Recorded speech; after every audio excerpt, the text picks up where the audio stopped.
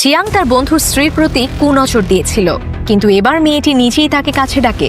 যখন জিয়াং খুশিতে মগ্ন, তখন মেয়েটি একটি ছুরি নেয় এবং জিয়াংয়ের পুরুষাঙ্গ কেটে ফেলে। জিয়াং যন্ত্রণায় চিৎকার করতে থাকে। এমন সময় তার বন্ধু এসে তাকে চেপে ধরে রাখে, যাতে সে নড়াচড়া না করতে পারে। শেষ পর্যন্ত জিয়াংয়ের পুরুষাঙ্গ সম্পূর্ণভাবে কেটে ফেলা হয়। এরপর তার বন্ধু সেই কাটা অঙ্গটি নিয়ে দৌড়ে বাইরে চলে যায়। জিয়াংও তার পিছনে ছোটে, যাতে সেই অঙ্গটি ফিরে পেতে পারে, কারণ এখনও তার ট্রান্সপ্ল্যান্ট করা যেতে পারে। কিন্তু দুজন যখন রাস্তায় সেটা নিয়ে মারামারি করে, তখন হঠাৎ হাত ফসকে সেই অঙ্গটি রাস্তায় পড়ে যায়। আর একটি ট্রাক এসে তা কমপ্লিটলি চ্যাপ্টা করে দেয়। জিয়াংয়ের বাবা খবর পেয়ে হসপিটালে ছুটে আসেন।